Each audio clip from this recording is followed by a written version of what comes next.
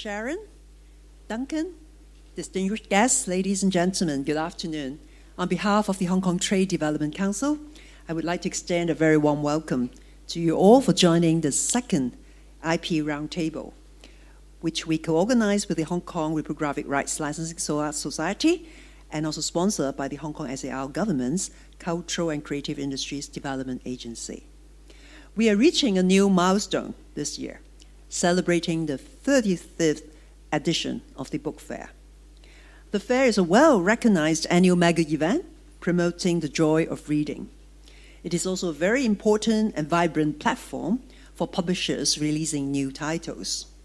But apart from the B2C element, we would like to strengthen our effort in promoting IP trading for B2B business and exchanges, and to help generate more new opportunities for the publishing industry.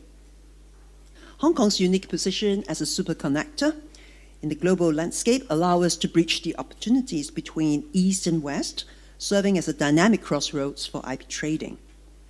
And under today's theme, a forward-looking copyright framework, how to balance interests between innovation and IP protection, the experts will discuss how they are responding to the rapid development of innovation and technology, their insights on trends and strategies that they are reshaping the global IP landscape, and from AI-generated content to cross-border IP enforcement.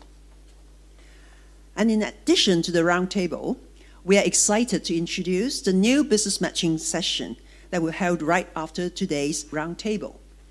This new initiative aims to connect IP owners from Hong Kong, mainland China, and around the world with the potential partners, opening doors to new business opportunities and fostering innovative partnerships. And more than 70 business matching meetings have been arranged. For those who are not familiar with Hong Kong Trade Development Council, we are a statutory body, like a marketing arm of Hong Kong. And we aim to reinforce Hong Kong's role as a premier IP trading hub.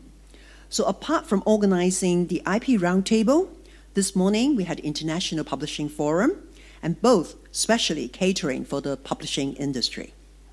But in March, we also organized Hong Kong International Film and TV Market, more known as FilmMart, which is Asia's largest marketplace for the entertainment industry. And in April, we have the Hong Kong International Licensing Show and Asian Licensing Conference involving the IP trading for brands. And in December, we host the BIP Asia Forum, bringing more than 3,000 IP users, owners, investors, professionals, and business leaders from all over the world to discuss the latest developments of the IP world. Now, once again, we are very grateful to our partner, Hong Kong RRLS, for co-organizing this roundtable, and thanks also to SIDA for the continuous support to the series of IP events. And I wish you all the best of business, and for our overseas guests, an enjoyable stay in Hong Kong. Thank you. Thank you, Ms. Koo, and please be seated off stage. Next, may I invite Dr. Sharon Wong, Executive Director of Hong Kong Reprographic Rights Licensing Society, to come on stage to deliver an opening remarks. Dr. Wong, please.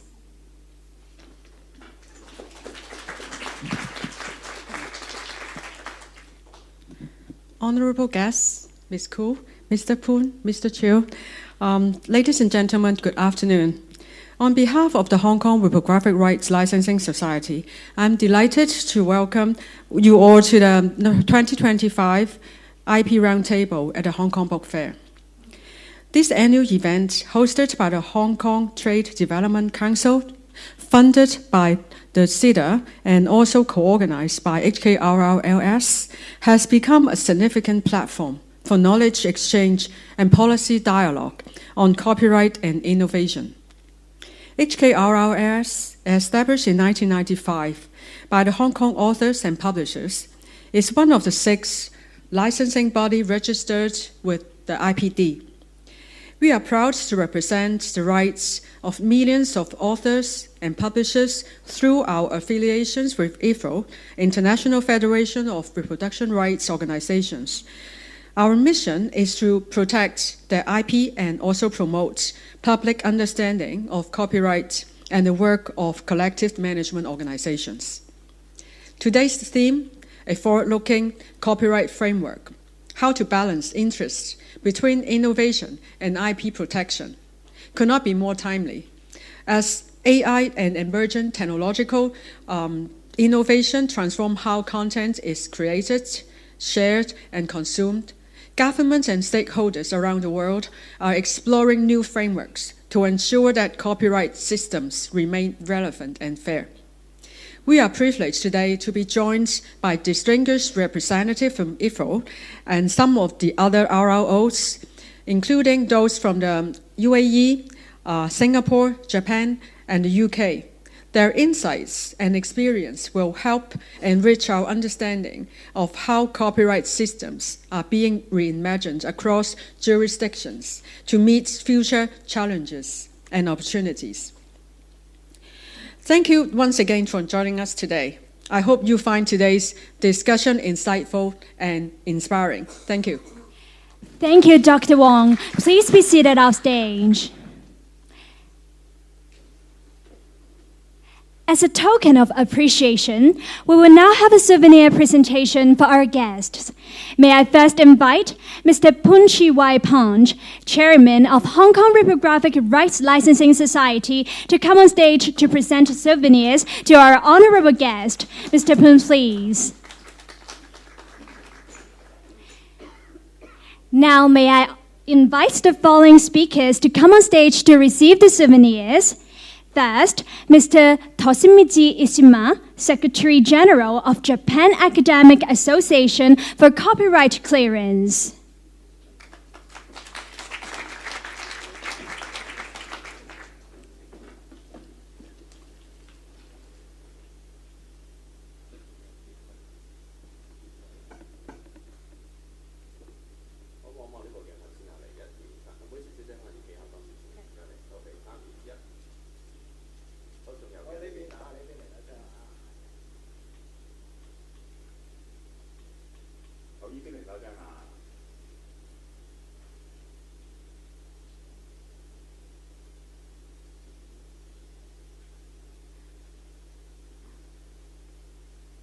Thank you, and please be seated on stage.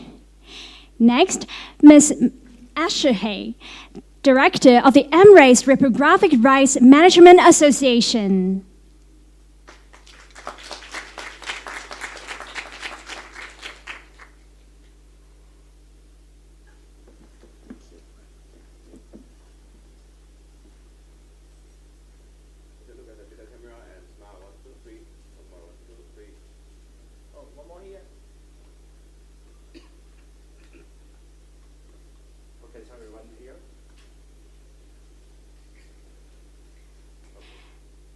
Thank you, and please be seated off stage. Mr. Andrew Fong, Chief Executive Officer of Copyright Licensing and Administration Society of Singapore.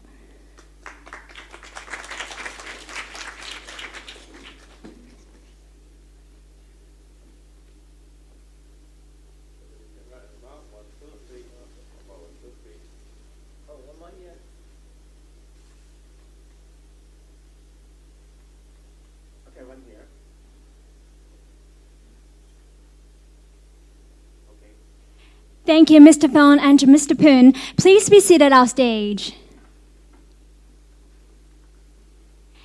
Now, may I invite Ms. Jenny Koo, Assistant Executive Director of Hong Kong Trade Development Council, to come on stage to present souvenirs to our honorable guest. Ms. Koo, please. May I now invite the following speakers to come on stage to receive the souvenirs. Mr. James Bennett, Head of Rights Holder Relations of the Copyright Licensing Agency.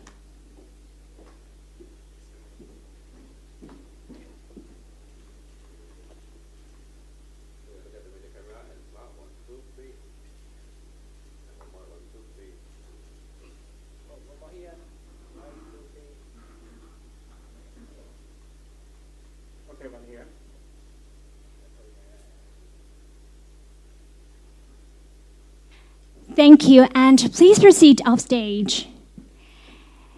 Ms. Sarah Tran, Head of Regional Policy and Public Affairs of International Federation of Reproduction Rights Organization.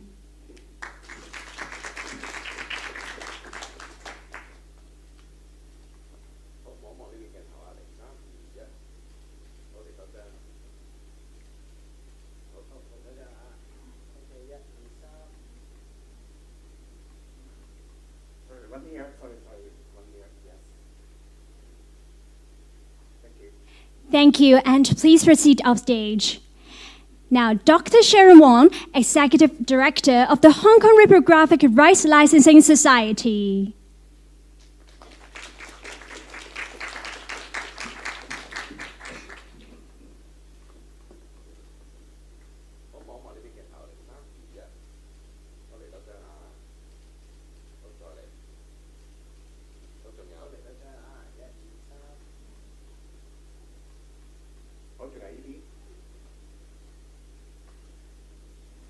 Thank you.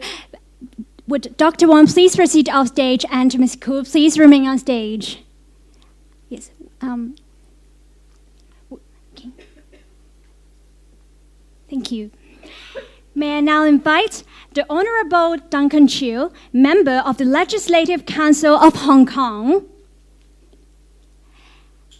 Ms. Christine Cheng, Head of Architecture, Printing and Publishing and Promotion of the Cultural and Creative Industries Development Agency of the Government of the Hong Kong Special Administrative Region, Mr. Ponch Pun,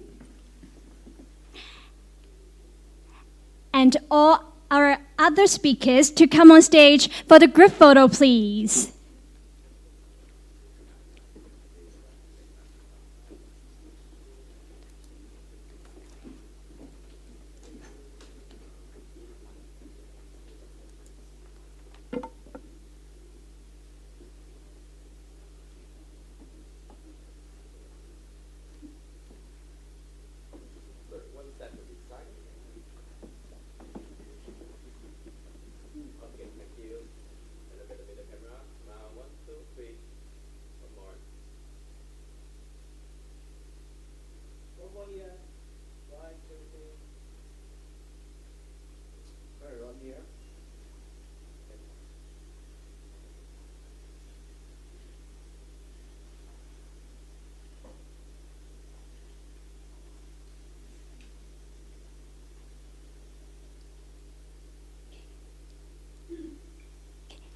Thank you. And with our speakers and moderator, please be seated off stage. Mr. Poon, Ms. Koo, Duncan, and Christine, please be seated off stage. Thank you.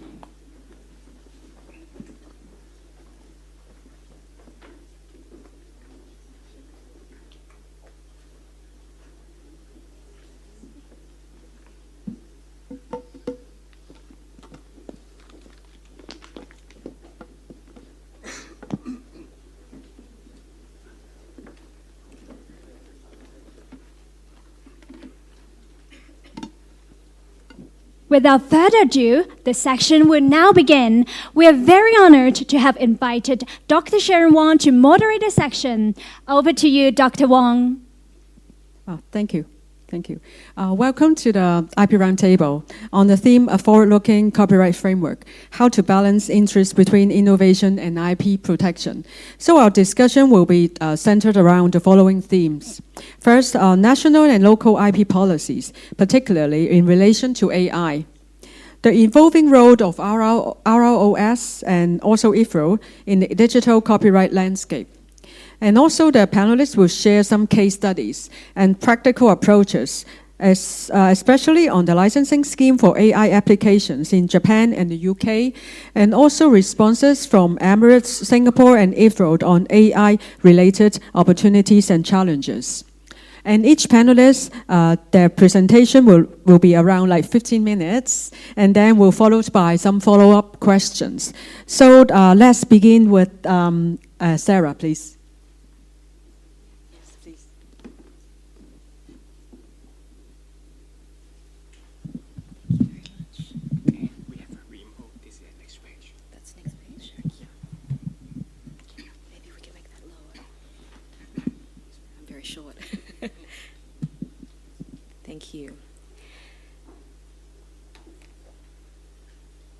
Good afternoon, everyone. My name is Sarah Tran. I'm Head of Regional Policy and Public Affairs at IFRO. And it's my very great pleasure to be here with you in Hong Kong today for this very important seminar. I'm actually delighted because it's my second time at the IP Roundtable. I had such a fantastic time last year and I was really delighted to be invited to return again this year. So Hong Kong has, for a very long time now, been a hub of creativity, innovation and commercialisation. And in recent years, of course, we've heard a lot about Hong Kong moving at rapid pace towards becoming a global IP trading hub. And in embracing the opportunities of digital transformation, particularly AI development, the Hong Kong government has expressed its desire to strike the right balance between fostering innovation and in safeguarding intellectual property. And while AI is really the latest in the chain, it's certainly not the first iteration that we've seen of seismic technological change that the content industries and the creative industries have weathered.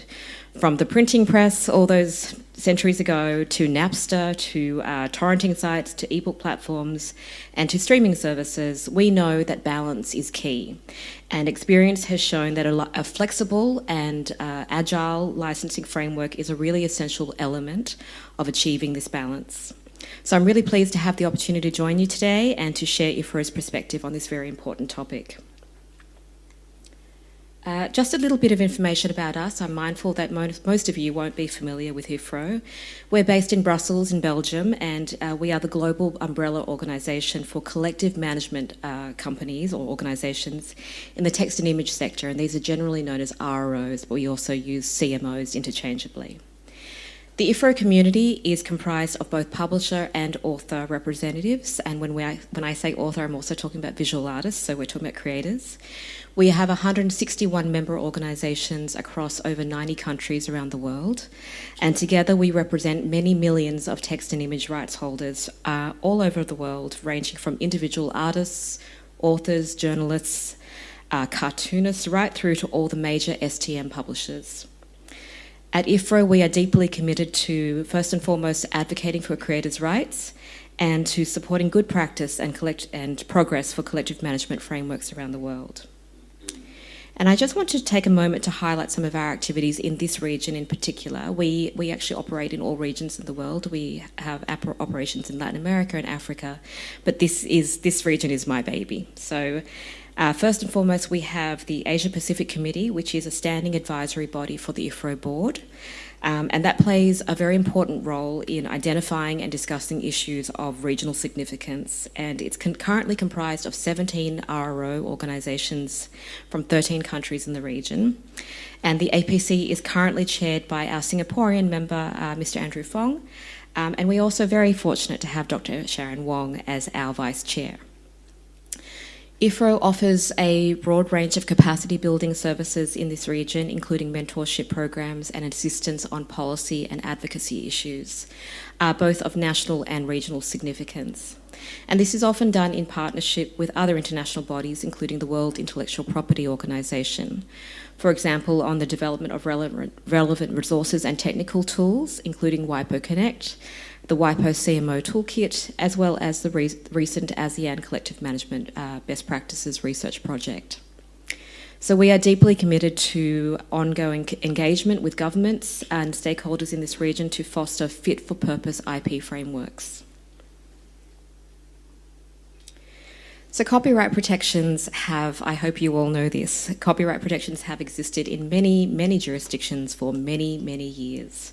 However, as we all know, we are in an age of accelerated and seismic change, and digital transformation is taking place at an unbelievable pace. I feel like I wake up every morning and something new has changed. And this brings with, these changes and this development brings with them a swathe of potential benefits, including reduced barriers to access, very significant workflow efficiencies, and improved productivity. And we saw a really great example of this yesterday at the launch of Hong Kong Publishing 3.0 Plus, that initiative, and also this morning in the International Publishers Forum. But it has also brought with it a breathtaking proliferation of copyright materials being made available online, sometimes with the rights holder's consent, but often without. Online infringement over the past couple of decades has resulted in a drastic and devastating loss of income for creators and rights holders, while infringers themselves are becoming much more sophisticated, much more organised, and very broad sweeping. And this, for instance, is very it's very evident in the now infamous Books3 and LibGen databases of pirated works.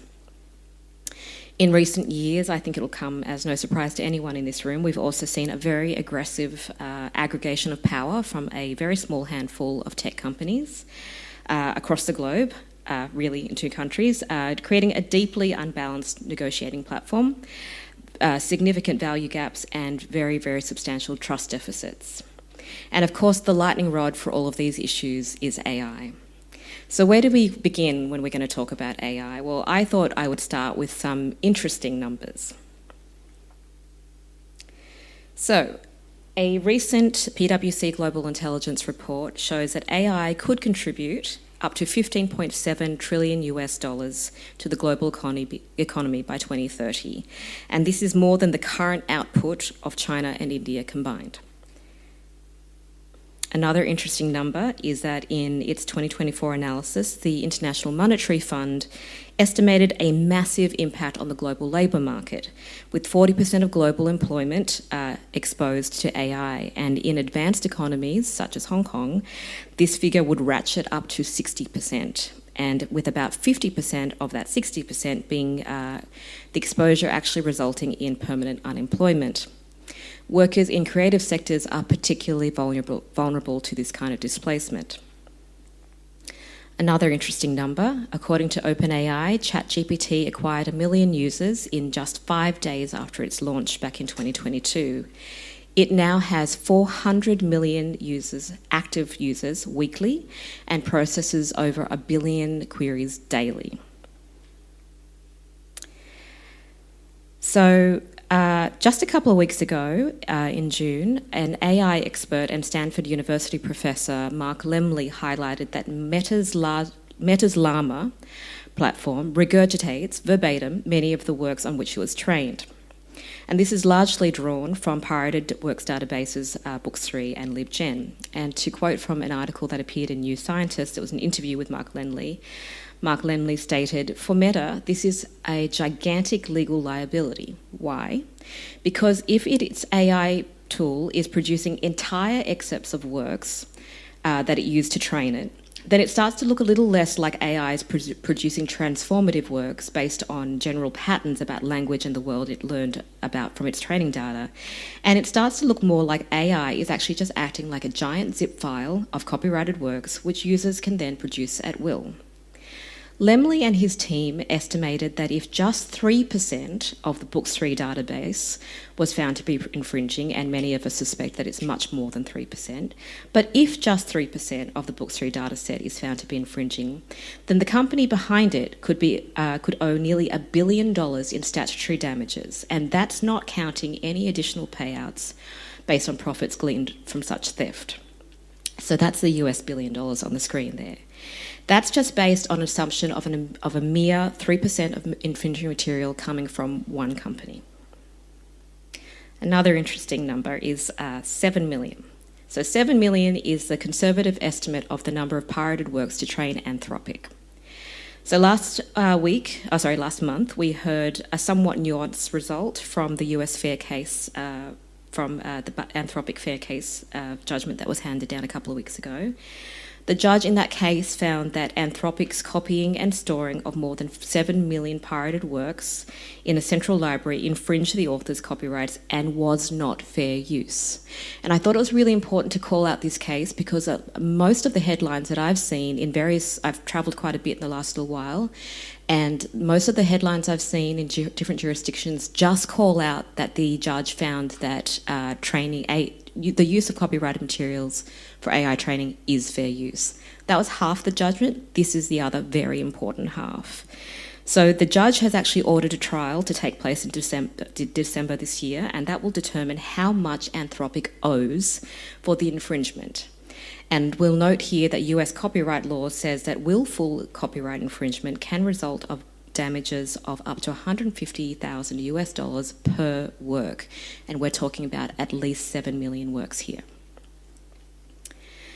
And a final interesting number is, so in the last few weeks we've heard the results of 3 fair use cases coming out of the US. There are currently 45 copyright cases in front of the US courts. There's a very interesting website that you can track these cases. It's called ChatGPT is Eating the World. It's showing currently, today, 45 fair use cases before the courts, and we've only seen the results of 3. And for anyone who's following those cases, those 3 cases that we've heard, all different judgments. So I don't think we can be looking to case law anytime soon to have our guiding path. So if you believe the hype, and there's an awful lot of it out there, in terms of potential productivity gains, in terms of economic growth and consumer uptake, the opportunity is enormous. But as you can see from those numbers I've just presented, it's a real mixed bag, right? It's a really mixed situation out there. The rapid development of AI technology has created a hugely unpredictable environment, not just for rights holders whose pirated works have been used in the trading, but also, and this is the essential part, I think, it's also created a really unpredictable environment for developers, for users, and of course for the governments who are trying to find a sustainable way to have regulatory balance. So it's very clear that governments are very keen to embrace the opportunities of AI, but it's also very clear that governments are increasingly alert to some of the risks of AI being used, and I'll quote here from a Reuters article, of AI being used to disrupt democratic processes, to turbocharge fraud, to lead to dramatic job losses, amongst other harms. And governments are rightfully looking at regulation at an international, regional and national level to ensure the ethical and responsible development of AI that promotes well-being and safety of citizens as well as innovation. At a national level, activity has been very high, but the concrete responses are thin on the ground currently, and they vary widely. So many jurisdictions, of course, the UK, Canada, Australia, New Zealand, South Korea, India, the list goes on. All of those countries have carried out or have started initiating extensive public consultations to assess their path forward for effective regulation of AI and generative AI. And I'm sure my fellow panellists will go into much more detail on their respective jurisdictions. But I did want to just note here that across many jurisdictions, TDM exceptions, so text and data mining exceptions, are increasingly under scrutiny. And I would just highlight here that there's only like 5 countries that have TDM exceptions, a handful. So in the EU, I did want to highlight that while the 2024 EU AI Act does reference the TDM exception under Article 4 of the DSM Directive, sorry for the non-lawyers in the room, it was noted in the recent US Copyright Office report that there continues to be very substantial controversy over how the TDM exceptions will actually be applied to uses involving generative AI in the EU, and whether, and indeed how, the opt-out provision will actually work. The opt-out mechanism in the EU is very problematic. It places undue burden on rights holders and creators, and actually it flips copyright law on its head. In the UK, and I'm sure James is going to talk about this a lot more in his presentation, but recently UK legislators opted not to introduce a very broad copyright exception for TDM after an impact assessment on the implications of those proposed changes. The implications on the creative industries found that the UK IPO had taken insufficient account of the potential harm to the creative industries. And they did note that while developing AI is very important, it should not be pursued at all costs. And earlier this year, we saw a huge groundswell of protest via the Make It Fair campaign in the UK from the content industries when the UK government tried to re-propose a change in the laws in favour of tech companies. And the outcome of those demonstrations remains unclear. Other countries with TDM exceptions include Japan and Singapore, and notably the Japanese government very recently took steps to clarify its existing TDM exception, which has in fact existed since, I think, 2017 or 2018, somewhere around then. And the Japanese government took steps to clarify the existing TDM exception to highlight some of the requirements under the Berne Convention, for instance, that the uses should not impinge on the rightful interests of the rights holder. And of course, we're very aware that the Hong Kong government has recently carried out its own consultation process on TDM exceptions, and we are, of course, very interested to learn more about those results in due course. So TDM exceptions, particularly in relation to AI development, are these discussions are often closely tied with fears of being left out somehow from the innovation race. And while governments and policymakers are understandably very keen to ensure that their countries are competitive in the tech and innovation space, there are a couple of key governance issues that I wanted to call out quickly here. Firstly, in terms of standardization, the Stanford University AI Index report highlighted that robust and standardized evaluations for generative AI responsibility are really suboptimal. New research from the AI Index revealed a significant lack of standardization in responsible AI reporting. So all the leading developers primarily test their models against different standards of responsible AI benchmarking. And this practice really complicates anyone's efforts to systematically compare the risks and limitations of the leading AI models. And this was demonstrated quite clearly recently, I think, it was actually just a couple of weeks ago when Apple released its Illusion of Thinking paper. I'm not sure how many of you will have seen it, but it's a really interesting paper because Apple researchers tested models against, so the large reasoning models, the latest in the AI hype. So Apple researchers tested the large reasoning models, all of the major models, and they tested them by setting a range of puzzles. And they found that large reasoning models from a very advanced form of AI faced complete accuracy collapse when presented with highly complex problems.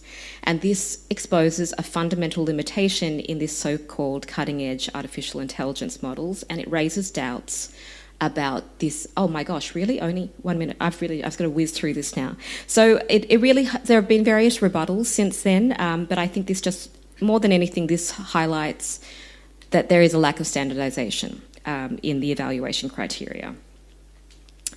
So because I'm running out of time, I'm just going to go straight to the next slide. So what is the solution? Well, IFRO's position is that responsibly and fairly trained AI tools that use authoritative, trusted content and respect copyright laws and copyright owners will produce better outcomes for everyone, and this is for several reasons. Firstly, our cultural and creative sectors are crucial to society and to the economy. The European Parliament had a resolution that emphasised that creating an environment conducive to creativity and innovation by encouraging AI technologies must not come at the expense of the interests of human creators, and at IFRO we firmly stand by this. Copies are undoubtedly being made in the LLM and generative training process. Copyright laws must be adhered to and observed when we're talking about the copying of copyrighted works. And it's our view that licensing is the most efficient approach to bring AI technologies and copyright together. Lawsuits and litigation, as we've seen, will take quite some time, and it's very unlikely that we're going to reach a harmonised position through those processes. But licensing within a robust IP framework can help now by enabling copyright owners and users to agree on how to responsibly use copyrighted material. Ultimately, IFRO holds that AI models should be trained on legally obtained data sources which are transparently reported, and rights holder opt-outs or opt-in must be fully supported, implemented and respected in all jurisdictions. So this supposed dichotomy between copyright and innovation is very much a false narrative. Market solutions exist and they are evolving very quickly.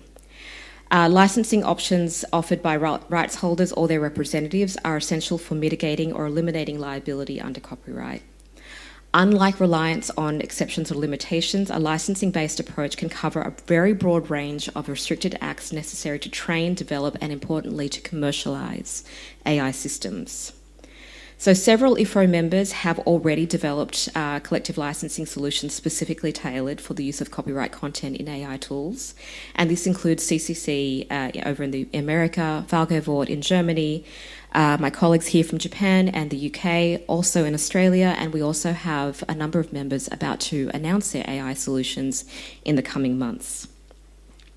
So it's very clear that licensing mechanisms, whether direct from publishers or through collective mechanisms, have existed for a long time and are evolving very quickly to be fit for purpose in these new AI times.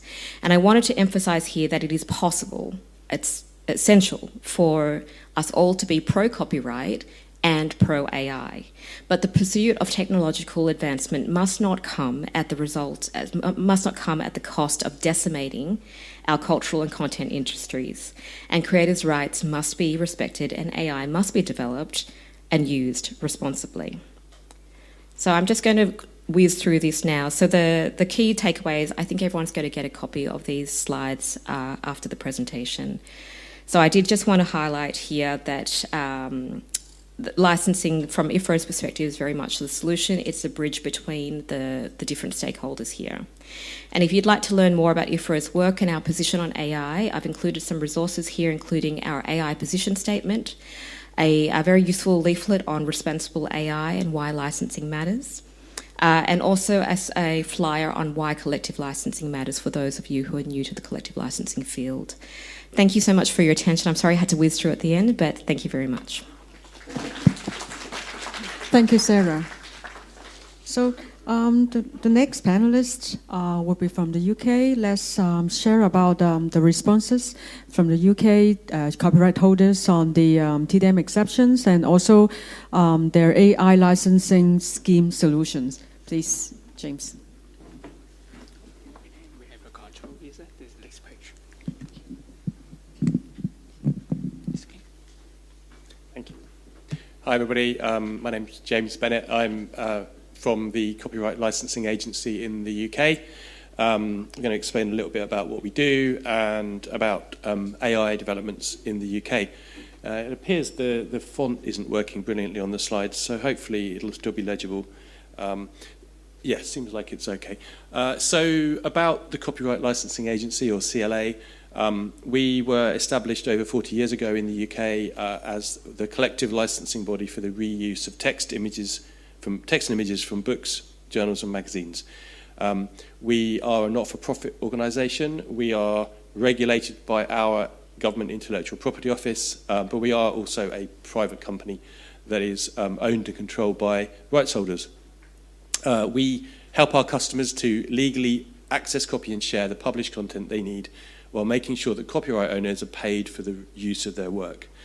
And as I said, we're owned and directed by creators and publishers through the member organisations, which I'll show you on the next slide in a diagram. So for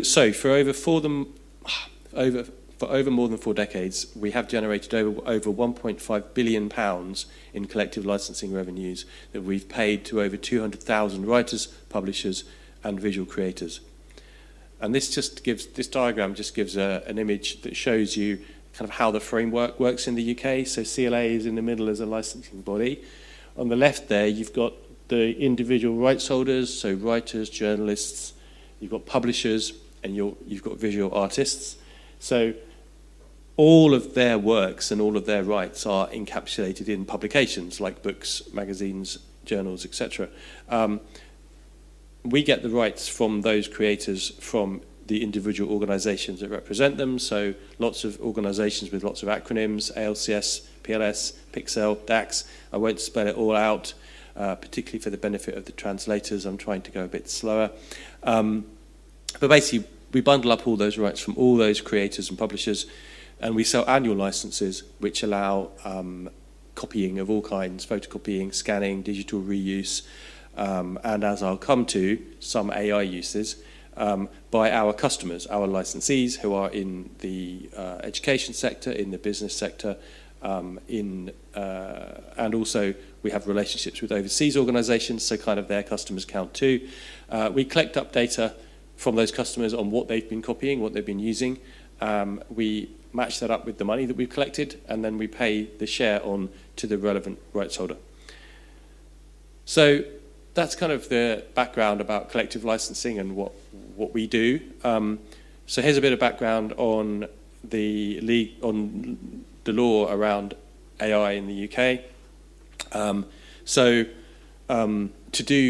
do AI training, the act of doing it is often kind of aligned with text and data mining.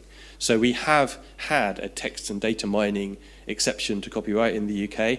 Text and data analysis is actually what it's described as, for non-commercial use only since 2014. And that's quite limited in that it really would allow a university research team to do some AI training, but it certainly wouldn't cover much of the use which Sarah has talked about by big tech firms. In 2022, in the summer of 2022, the previous UK government announced a plan to introduce a broad exception for text and data mining into the UK law. So that would basically mean that anybody could do it for any purpose, and you couldn't even opt out. The government came under so much fire for proposing that they withdrew it in February 2023. In the summer of 2023, CLA, we announced some principles for copyright and generative AI training to really and some of the principles are very similar to the stuff that Sarah was mentioning around fair, ethical use of published content. So we kind of set our stall there.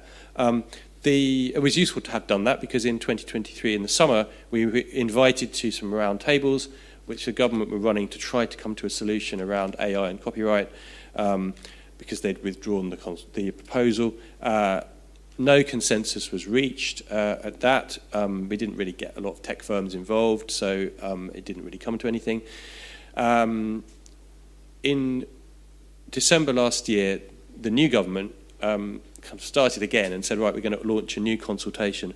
And they proposed a new text and data mining exception that explicitly said that it aimed to support the development of artificial intelligence in the UK. They said that they wanted the UK to become a AI superpower. Their preferred option at the time was for an exception for any use that the rights holders could reserve their rights for it in machine-readable formats, which would mean that if you didn't reserve your rights in a special technological way, then any AI firm could just use your content for training without paying you. Now, basically, the entire creative industries in the UK responded to the consultation and said, this is not going to work for us, we think it's unfair. And in fact, there was a huge campaign. First of all, there were about 15,000 submissions to the consultation from all across the creative industries. But in the meantime, also, there's been a huge campaign coordinated by a coalition of rights holder organisations, which Sarah alluded to, called the Make It Fair campaign. And this is just an example of a couple of the effects of that campaign. The front page of the biggest selling national newspaper in the UK mentions copyright, which is rare. And the front page of every single national newspaper on the same day had like a wraparound with this Make It Fair on it, which again is normally unheard of for so much coordination. So there was a lot of strong feeling there. But we await to see what the government is deciding to do in the future. But in the meantime, what have CLA been doing in our sort of rather niche world of collective licensing? How does this work? How does this fit together? So we began to develop a strategy for licensing generative AI in 2023, and we looked at two things, one of which is some kind of license for training generative AI models. So a license to permit that broad use of content, which is currently the subject of a lot of those court cases. We said, can we have a collective license for it? The other thing we propose to do is have a license, and it's more limited, but to have a license that permits our existing customers in different sectors to prompt AI tools with a copy of published content, like an article or a chapter of a book, which we know people are doing, and to kind of add that to our licensing. We started with the business sector, the corporate sector, and the public sector users, rather than education. So we consulted with our members on this, and I won't go into lots of detail on that, but we made sure that we got a lot of input from all our rights holders, And we decided to focus on B, which is the workplace generative AI permissions, as we call them. So this is using published content as prompts. And so these permissions this year were included in our licenses for business and public sector from May. They allow the internal reuse of content from in those businesses. That's what we've sold those licenses for years. Last year, they generated more than £47 million in revenue, most of which we sent back to the rights holders. And so we kind of want to strengthen that license and bring it up to date. So the new permissions for workplace generative AI, they indemnify licensees against infringement claims when they are using published content to prompt tools. So you might be doing that to summarize or to translate, and the license terms apply, but as long as you do it within the license terms, it's being done lawfully. This ensures that our offer to customers is relevant. But importantly, and that's meant to be bold, not paler, but it's importantly, no training is allowed under those licenses. So it's not like those 10,000 customers can train their AI tools under those licenses. We did some research which actually really backed up the decision to do this and showed that 82% of employees engage in multiple methods of third-party material, i.e. published content inclusion in AI tool prompts on a weekly basis. So that's and there's more information here showing you kind of what they're copying. So this is happening. We added it to our licenses this year. We had a really good positive customer response. We've had some customers asking us, can they transfer to the new terms early because they're really useful. Some of them have said, look, we understand why you're doing this. It's going to be valuable to the work we do every day because these are organizations that want to be copyright compliant. And some of the customers have actually said they would be at a competitive disadvantage if they didn't feel that they could prompt AI tools with published content. And in terms of, some of you may be publishers, some of you may be authors, how does it work? Well, publishers can choose to opt in, and many have. We've got about 430 publishers opted in so far, including some big names from the UK and global publishing, which I won't read out, but they're on the screen. We pay a share to authors and visual creators from the money as well, and all of these rights holders can opt out at any time if they want to. So it's optional and voluntary. But moving on to perhaps the kind of the more sort of big picture licensing, which is the first thing we consulted on when I was on my earlier slide, which is a license for training generative AI products. So the license that Meta and OpenAI actually needed, but they didn't buy. So we want to move towards developing that. So we've announced plans to launch the license. It would be opt-in. It would be a scalable collective licensing solution to remunerate publishers and rights holders when their works are used for training AI. And they would also give that legal certainty that ethical AI firms need when they are creating models.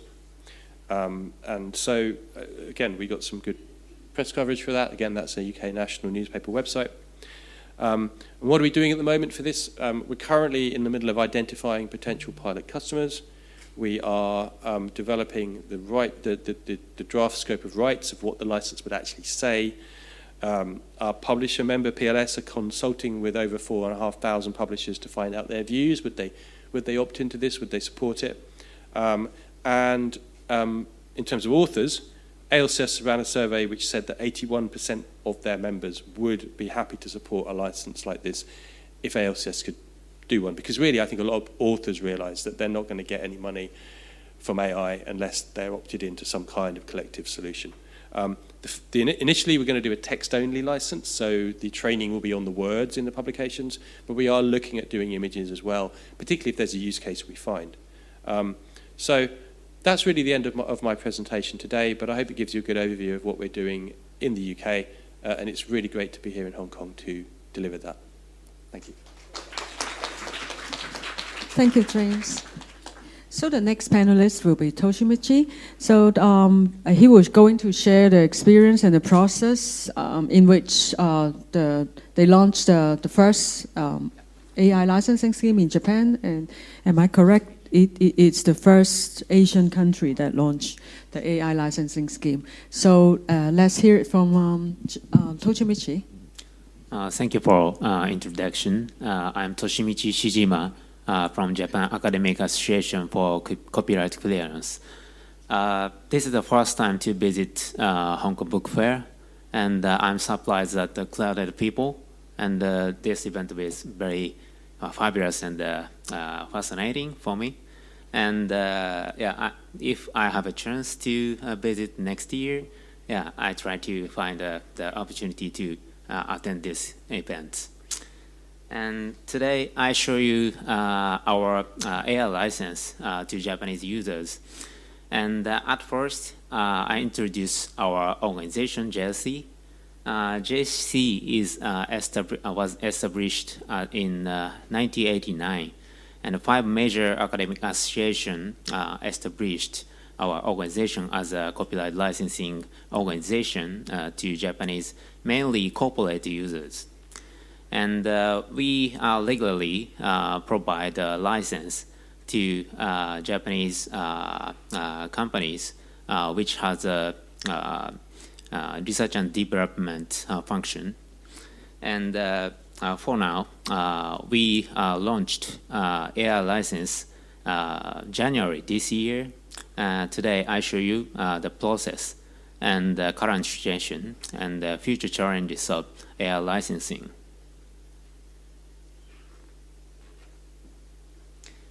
I show you along with this agenda. At first, I explain the Japanese government system. In Japan, 3 government agencies are primarily involved in AI, and they work together in coordination with each other. In particularly, the Cabinet Office sets overall policy. The Agency for Cultural Affairs handles copyright issues. And they changed Copyright Act, including AI TDM exception in 2018. And the Ministry of Economy, Trade and Industry handles matters related to supporting the AI industry. In recent, on June 4th, 2025, in this year, a law was enacted to promote the research, development, and the utilization of AI in Japan.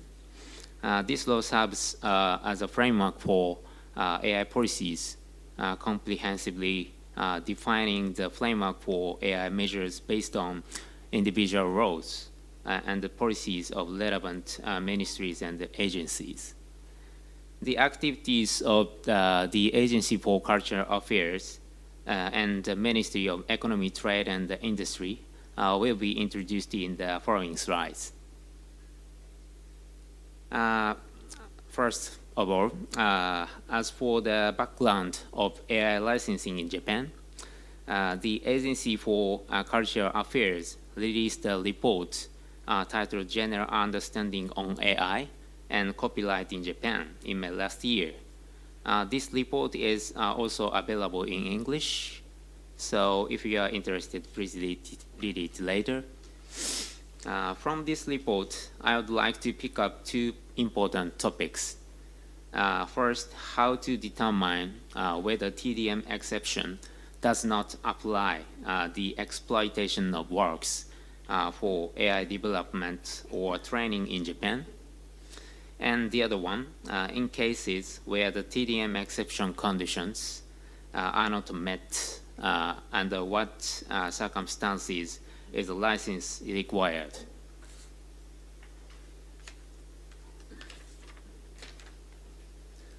In these slides, let's look at the conditions and which Japan's TDM exceptions applies. There are 2 steps to determine whether use by AI would be subject to TDM exception.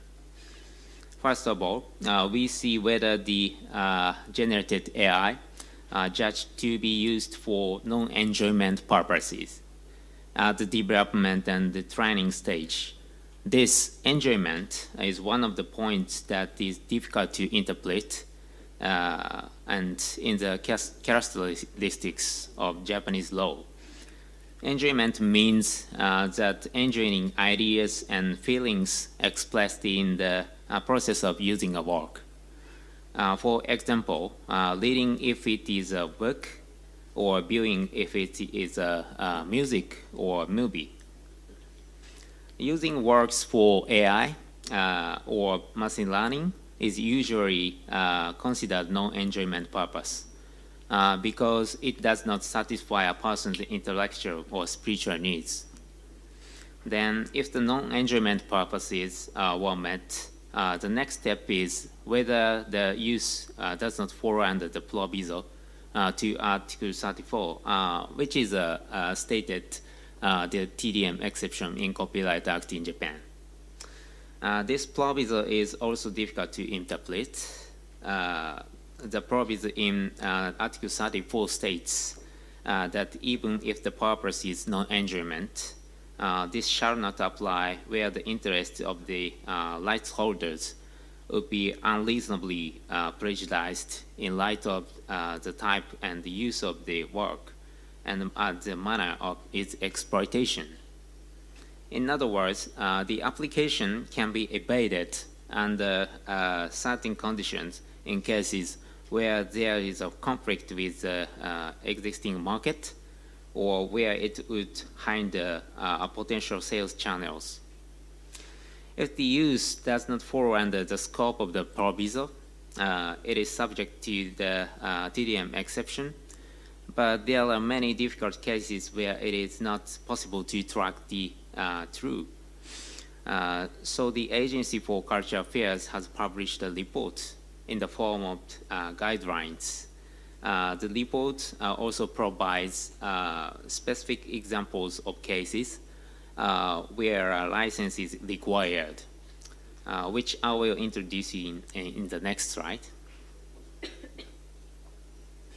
As noted there, here, a license is required to employ methods such as fine-tuning or overfitting the AI foundation model to run additional works by specific authors.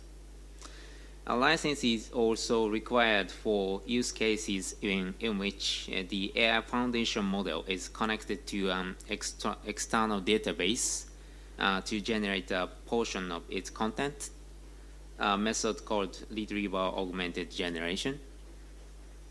For example, a license would be required for a company with R&D capabilities to connect the database of publishers with which it has a contract to use AI or to train additional content that the company owns. It was very important that the Agency for Cultural Affairs included this point in its report. JSC prepared the AI license.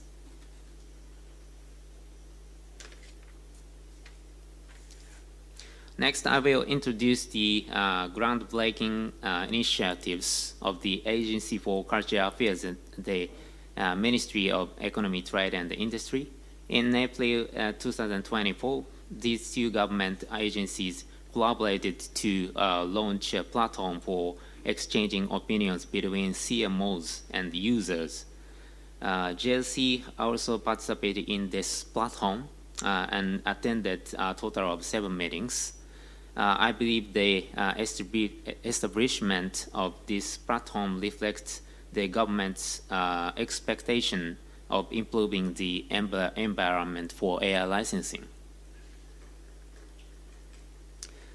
This slide shows the outcomes of dialogues to date, which, while I encourage you to read the document for details, the meeting provided an opportunity for mutual understanding between rights holders and users through discussions on topics such as introductions to AI development technologies, how works are utilized across different fields of copyrighted works, information on pirated works, and appropriate approach to licensing.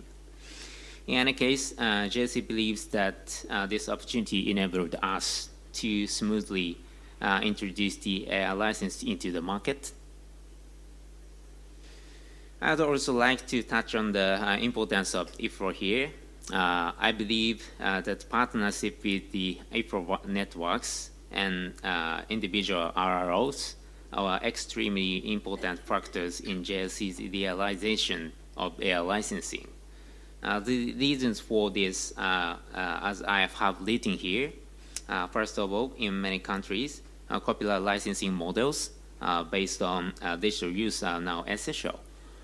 Digital content utilization is indispensable, especially for global companies in order to share information with branch offices. And also the development of the digital technologies such as internet and generative AI, which facilitate cross-border information sharing, has increased the need for licensing models that transcend national and regional boundaries. From another perspective, AFRO's activities have become even more active in recent years, I feel, which I believe reflects the growing importance of international harmonization. So JLC also recognizes the importance of international harmonization and aims to strengthen collaboration among RROs. We began preparations of AI license in late 2023. And this slide shows the timeline starting in April 2024. During the preparation phase of the license, JLC briefed the Japanese business community several times and also invited license holders to participate in this license.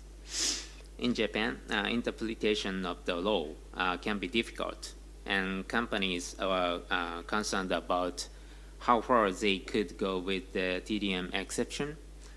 So the fact that the government and the others were hoping to improve the environment for AI licensing was a boost to the JLC.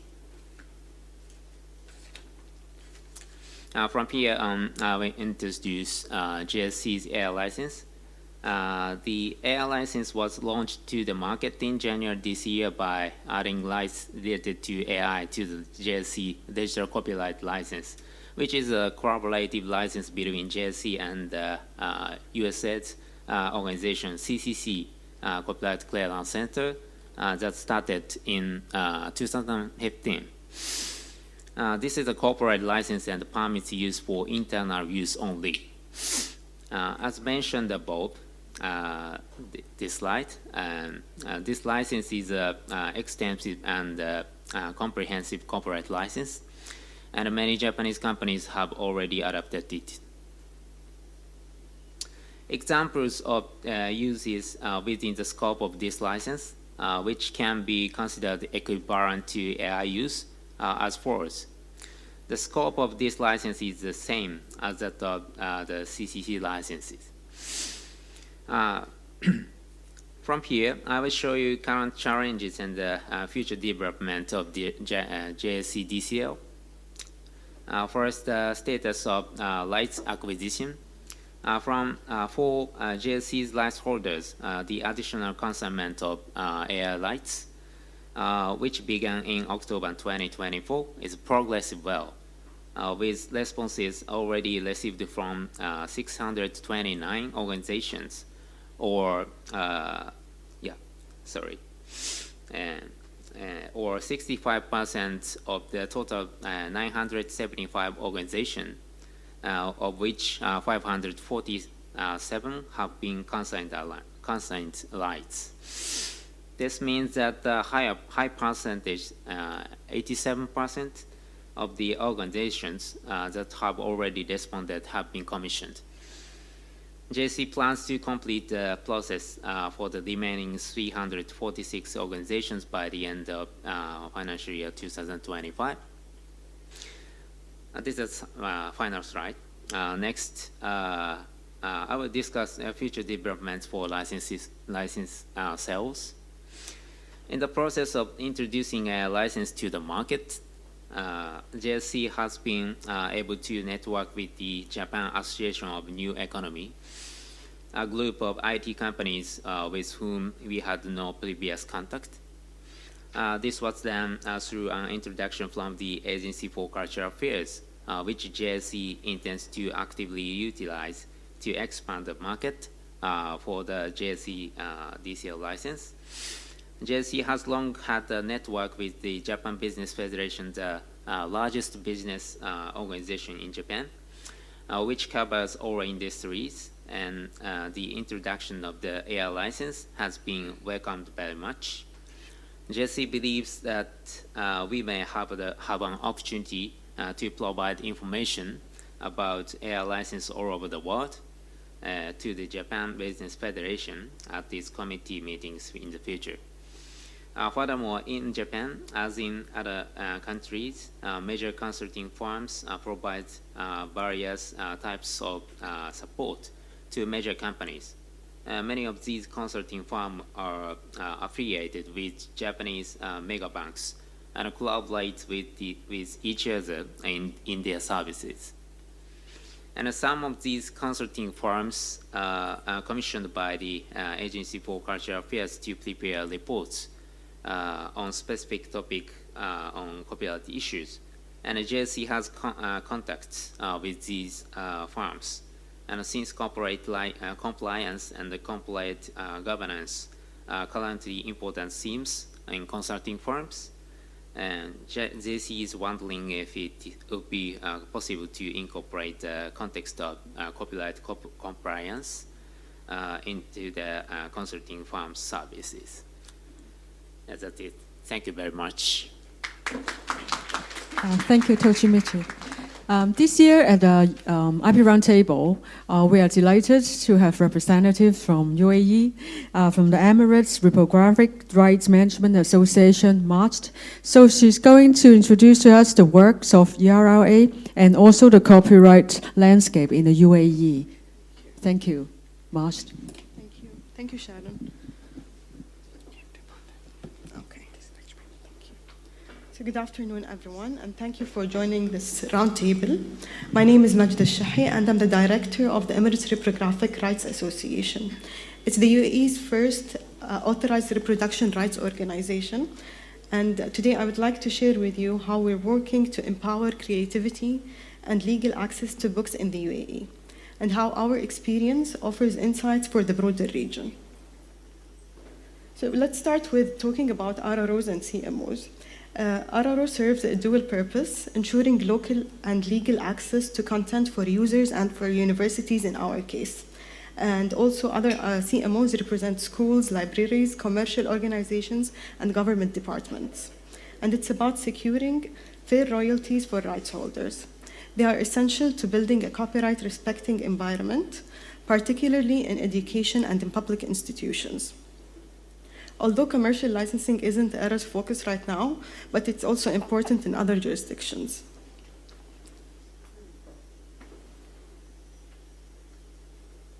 ERA was created to provide the vital function in the UAE. We're officially recognized and licensed by the Ministry of Economy and aligned with international best practices through our EFRA membership. Our work focuses on building licensing frameworks and providing licensing schemes for users that support copyright holders, our own members, and members of our international partners who we have signed agreements with, and creating awareness about intellectual property in the UAE.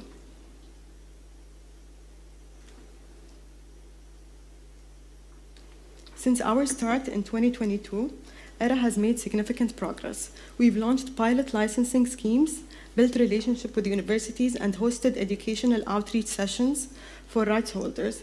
And just this month, ERA sold its first license in the UAE and in the region. A big part of what we do is to ensure copyright law works in practice, not just on paper.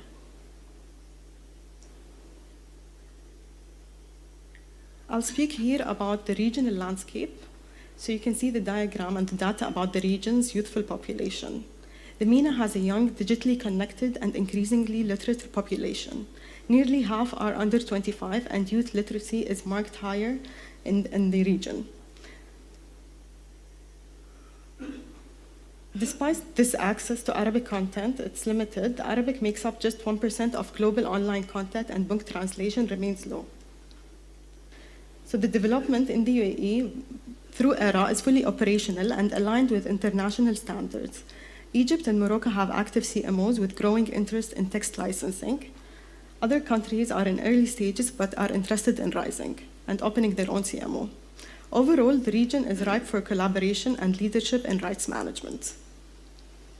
With youth literacy rates mentioned above, the country presents a promising market for international publishers with a rapid economic growth to support fast increase in educational market.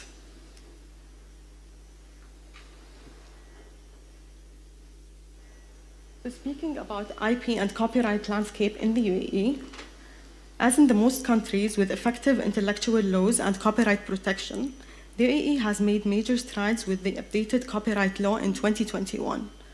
The legislation now explicitly acknowledges collective rights management, which allowed for the creation of a CMO in the UAE, and opens the doors for RRO to be formally established. The Ministry of Economy, as the key IP regulator, is actively supporting this shift to strengthen the knowledge economy in the UAE. Under the copyright law, reproduction includes making copies in any form, whether by printing, scanning, downloading, or storing a file electronically, even if it's temporary. Copying is a key part of reproduction and strictly the right of the copyright holder. This becomes especially relevant in education, where practices like photocopying, scanning, or sharing PDFs are widespread and often without permission. Even if the institutions themselves are not doing the copying, they can still be held responsible if they provide the means. This highlights the importance of licensing solution in education environment to ensure legal compliance with supporting access to knowledge.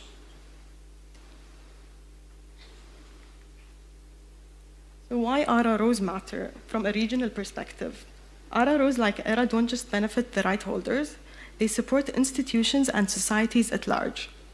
Licensing provides clarity and the peace of mind, especially in sectors like education. And for authors and publishers, it's a way that they can revenue from the reuse and reproduction that might otherwise go unnoticed. According to WIPO's several studies that demonstrate the link between stronger copyright protection and leads to increased creative output and economic growth. I'll move now to key challenges for the RROs in the UAE and in the region. The barriers we faced and continue to address are not unique. Many regional peers encounter the same issues. It's the lack of understanding of fragmented rights and the resistance from institutions like universities and schools, where they are worried about licensing costs, but with communication and partnerships that we've had with our sister companies and similar organizations like the UK and the US and the IFRO as well, we've seen that these concerns can be addressed and they can be moved forward.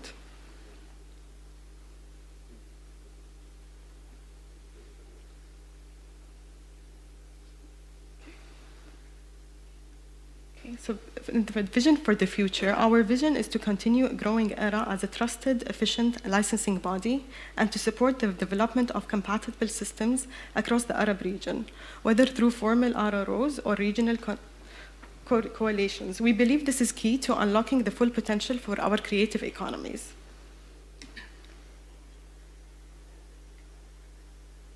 So this quote captures the core of what we have been discussing. The challenges around copyright, content access, and compliance, especially in education, can seem daunting, but they also open the door for innovation. If we rethink licensing, not just as a legal tool, but as an enabler of access, equity, and creativity, we begin to see new possibilities. And this mindset is just as important when we think about the future of Arabic language and AI, where the way we manage and share content today could shape digital inclusion tomorrow. Let's take a look at how the UAE is addressing this through its national AI strategy.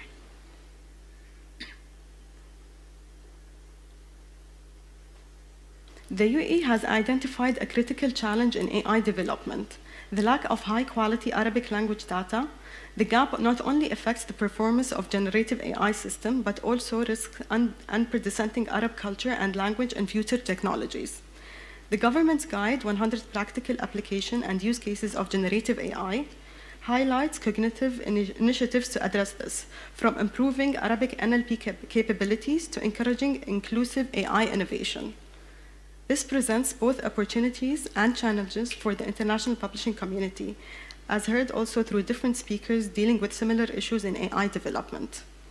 For ERA and other rights organizations, this creates new opportunities to support ethical content use and to promote Arabic language resources and to ensure creators are part of the digital future. Thank you for listening. Thank you, Max. Thank you.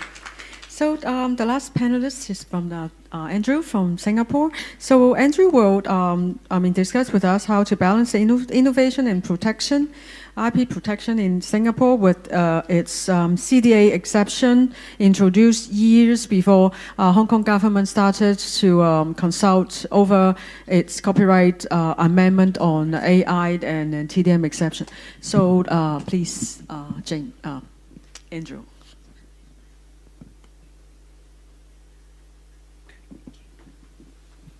Hi, good afternoon, everyone. Thanks, Sharon. I'm very delighted to be here again. Thanks for the invitation. I was here last year, enjoyed myself, and I hope this year I'll be able to share something more with all of you today. So my topic today, I'll take a little bit different angle from my colleagues earlier.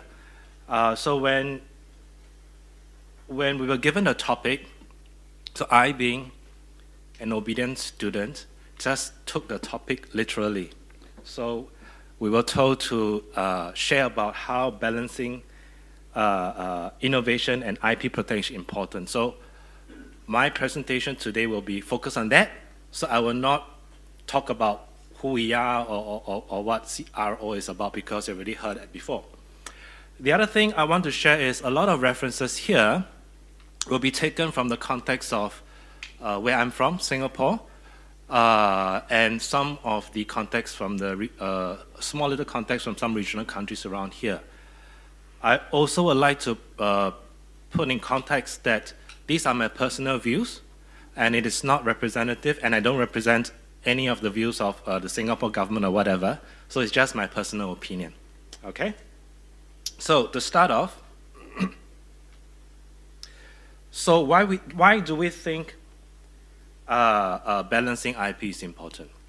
Because, on one hand, we need innovation. On the other hand, we need protection for the innovation. So balancing IP with the need for innovation is important for a healthy and dynamic economy. IP protection, like copyrights, provide incentives for inventors and creators by granting them exclusive rights to their creations, allowing them to profit from their work.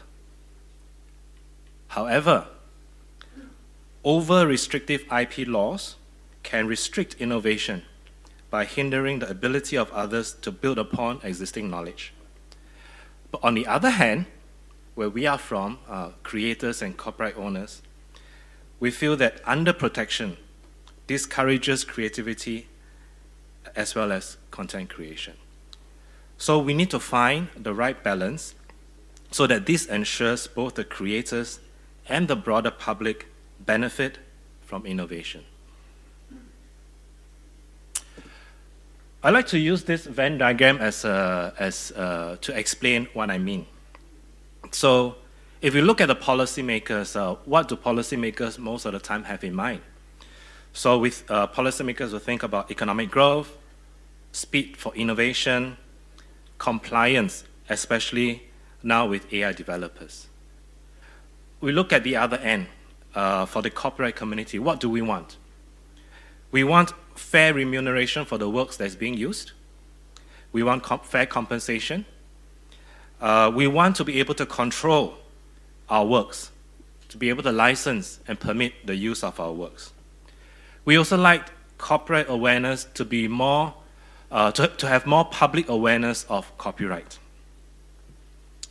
So both the policymakers and the corporate community, we both have an interest to ensuring the deterrence of infringement and the value worth keeping of the creative works. On one end, policymakers have to ensure there are rules and regulations put in place. On the other hand, corporate community wants a fair share of what's rightfully belongs to them. So that comes to the middle part of this, where we need to balance the both ends. So I'm going to share with you later on in the next few slides some of the key milestones in what we do in Singapore and how that potentially may help or not in the IP journey. So, in Singapore, sorry, there's a blank screen, sorry.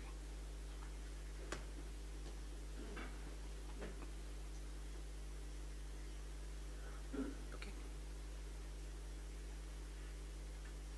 Okay, thank you. So in Singapore, we started way back in 1987, introducing our first Copyright Act.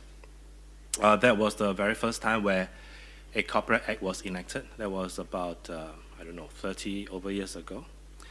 And then throughout the years, there were quite a number of changes. So as I'm speaking now, we are into the Fifth Amendment of the Copyright Act. So in between, in 2004, 2009, 2014, every amendment of the Copyright Act, we focus on tightening something different. For example, we expanded the fair dealing exception. We enhanced digital enforcement, including blocking of infringing copyright websites. But the latest one that's amended in 2021, it's regarding, you've heard it earlier, a lot of speakers on TDM, that means text and data mining. So what does this mean? Text and data mining simply means that it will allow anyone to mine or to make use of text or data for their works. And this may fall under fair use. That means if they use that, they may not need to pay you. Now, that is a big concern because especially when you have AI developers, so everything they do, they will say, I'm just using TDM. I'm fair, right? So I think the corporate community has a lot of issues with this TDM exception. Now, in Singapore, when we introduced this a couple of years back, it wasn't meant for the use of AI because this was way back in 2021. And during that time, AI, or artificial intelligence, wasn't really, hasn't really started yet, right? So why did we have this? During that time, it was designed purely for computational data analysis. That's it. But because the rule hasn't changed when AI came in, so I think a lot of people are trying to jump in to go around it and make use of this exception so that they don't have to pay. So I think what we need to do is to speak to our policymakers to say, times have changed, we need to tighten, and we need to clarify what you mean by the exception within TDM. Within the last couple of years, we also have set up a couple of different agencies and policy papers. So in 2022, AI Verify Foundation was set up by the one of the agencies in Singapore, the IMDA, Infocom Media Development Authority. So the AI Verify Foundation, the purpose is to harness the collective power and contributions of the global open source community to develop AI testing tools to enable responsible AI. The foundation promotes best practices and standards for AI. So that is created in 2022. And then in 2023, we have our national AI strategy that's being introduced. This is a 10-year plan. So we hope that in 10 years, this AI strategy will make the country into an IP hub for people to come in. And then in 2025, which is just a couple of months ago, the same agency that founded AI Verify Foundation created a Gen AI Starter Kit. So this starter kit is a set of voluntary guidelines that brings together emerging best practices and methodologies for the safety testing of large language model or LLM-based applications. It provides practical testing guidance for all businesses and helps businesses by providing a step-by-step guide on how to think about the risks they should be concerned and subsequently how to test their Gen AI applications. So the idea for this is to allow people who use Gen AI to have a simple tool to test whatever they have developed.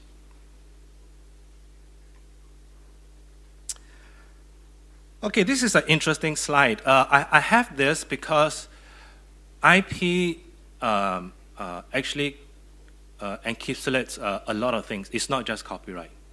Copyright is but a very small part of IP. So IP has trademarks, you have got patents, and so on and so forth. Now, why do I show this? Because if you look at it, the combined value of patents and trademarks, this is in Singapore only, it brings in over 120 billion Sing dollars for the industry, patents and trademarks. As compared to copyright, well, it brings in just slightly over 1 billion. It's less than 1% of the IP ecosystem. So sometimes we wonder why the government is not putting so much emphasis on copyright. Maybe that's the reason, because we're only contributing less than 1% of the IP ecosystem.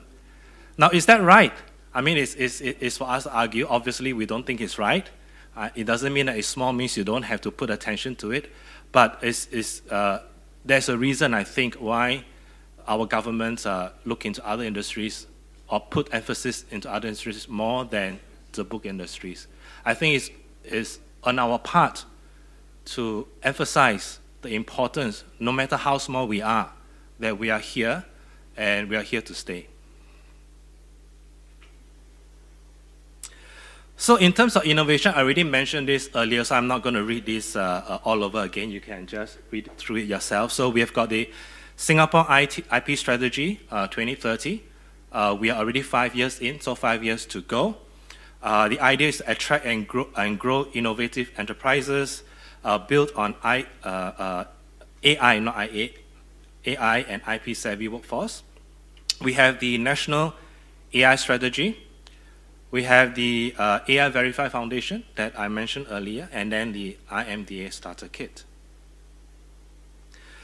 Okay, I'm going to skip this. Right.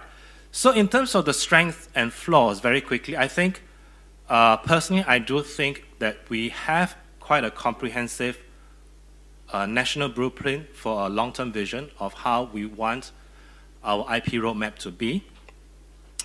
On the other hand, in terms of IP protection, I think things like the CDA or TDM exception could be quite narrow, because there are a lot of assumptions that you can make with it not being very clear. And also where we are, class is where I come from. We operate very similar to how HKRLS operates here. Because we represent rights owners, we represent CMO, we feel that we have not been consulted nearly enough for some of the policies that's being made, and things like AI framework is not being integrated into the public tools. So what are our views here? So I think that on one hand, we have got very progressive legal framework. The ambiguity on the computational data analysis needs a lot more fine-tuning. That's because if we don't clarify it, it can lead to a lot of ambiguity and challenges. And in turn, in future, it might not be easily enforceable. I spoke about this, so I'm going to skip this now. So just very quickly, some international comparisons. So in South Korea, they balance innovation and IP by enabling IP development through government-curated data sets and flexible risk-based regulation while maintaining transparency requirements for high-risk systems. So that's how, in snapshot, how South Korea does it.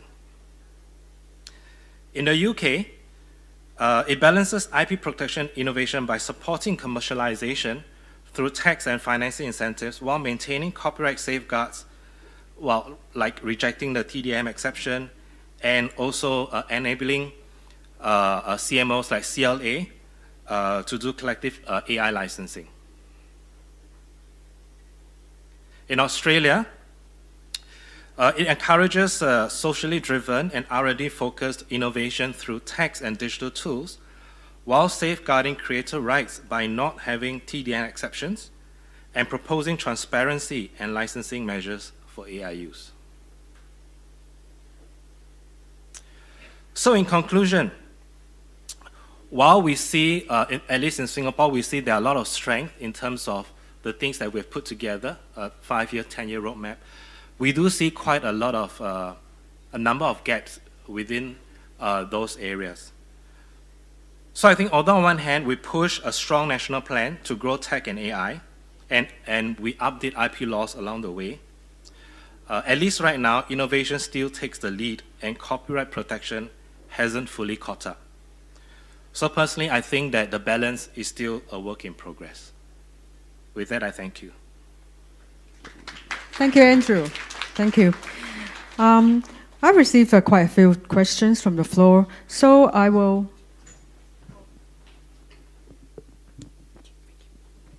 So I will choose 5 questions, one for each panelist to reply and respond.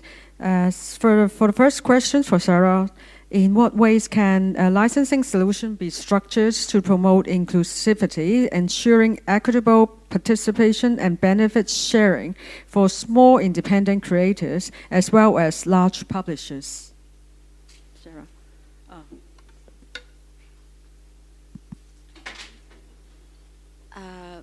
What I would say, is this on?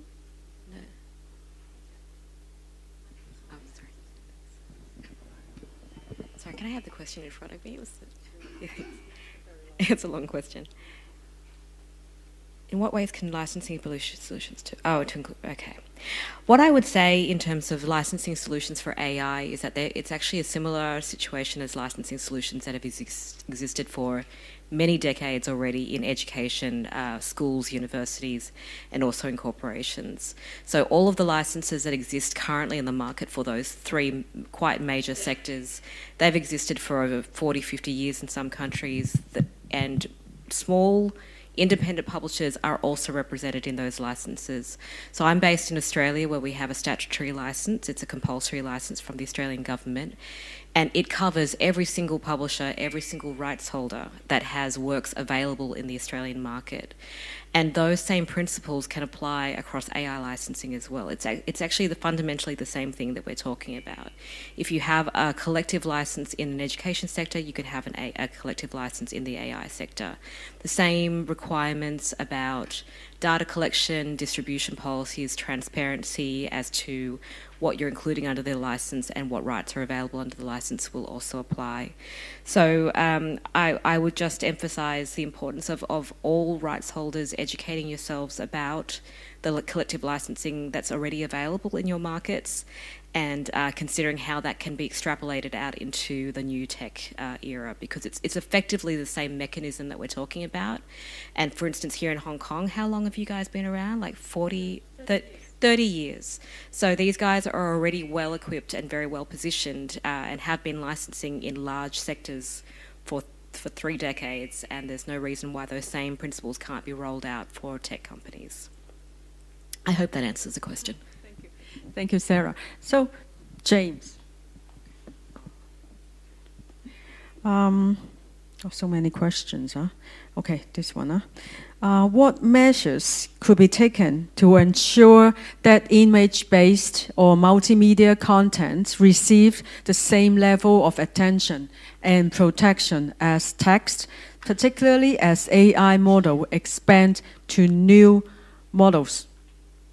Very long. Okay, that's a great question. So, first of all, I'll kind of reiterate the point that Sarah made, which is that we have been around, CLA has been around for 40 years, and we have, for most of that time, we have been able to remunerate visual artists whose works are used in books and magazines and journals through our standard distribution processes from the collective licensing we do today, because we wouldn't want to say to somebody, well, you can copy this book chapter, but you need to just not copy the pictures. It doesn't work. So we've always, well, for many, many years, included visual arts and photographers in our licensing.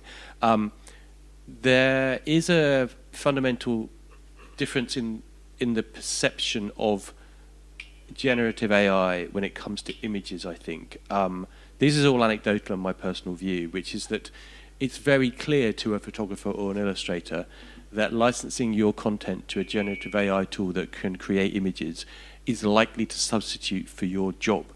And people are afraid of this, and they are maybe a bit more reticent to license images for generative AI than they might be for text, or they might be for people who write text for different purposes. So there is this reticence, but we are certainly looking for use cases and looking for potential pilot licenses for generative AI training which need the images and the words. And interestingly, what we're finding through our discussions, both with publishers who already license this kind of thing, and also from companies that want to license, is that sometimes, even though they might not be focused on the images in works, they might be interested to not have to take them out themselves, to know that they're indemnified for the use of them as part of the process. So we're really trying to move towards a world where we can license content for AI, and it includes images under the same models that we've done for 40 years. So I hope that was the right helpful answer to that question. Thank you, James. For Toshimichi, so what are the major challenges Japanese companies face in complying with the new licensing regime, and how does your agency support them? Okay. Actually, we just started the AI license to Japanese corporate users. And for at this moment, Japanese companies are acceptable to get a license from JSC. But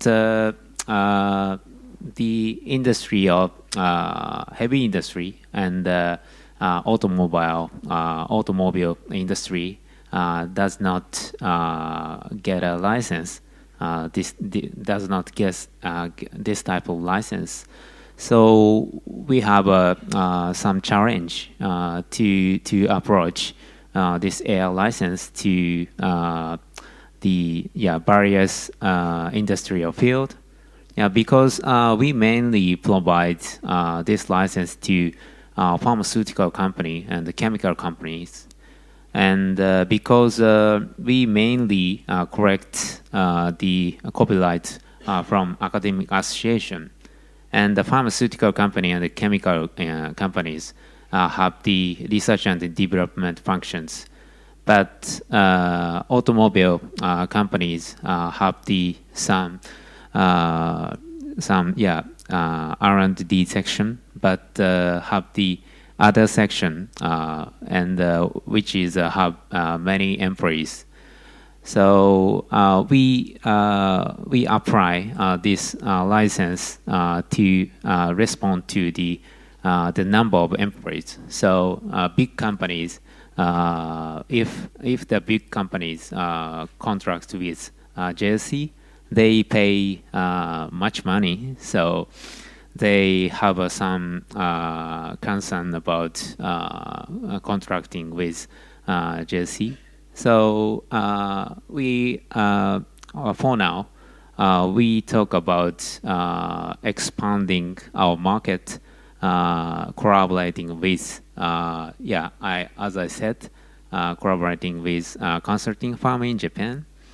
And we reach the information, the needs to get the license from copyright licensing organization to use the copyrighted material on daily works for employees at the Japanese companies.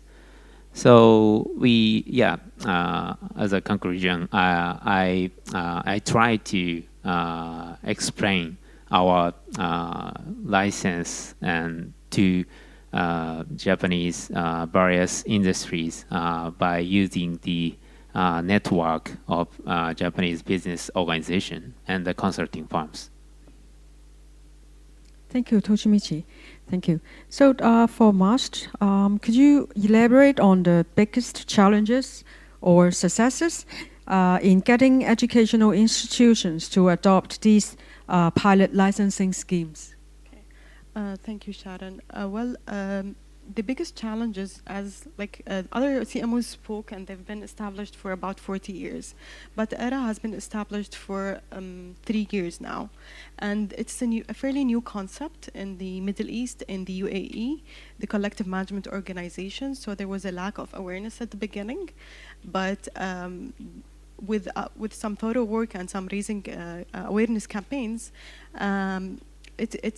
people started responding better to the idea of collective management organizations and licensing. And in terms of success, the university that was licensed by ERA is called Harriet Watt, and its mother university in Edinburgh is licensed by another RRO, which is CLA. So that made things easier for them to understand the concept of the licensing agreement. Thank you. Thank you. So for Andrew, so we've understand that university increasingly use AI for research and teaching. So how can ROOs assist these university or education institutions to ensure that these academic uses remain legally safe without undermining right holders' rights? Actually, that's a very easy way to answer with just 2-3 words.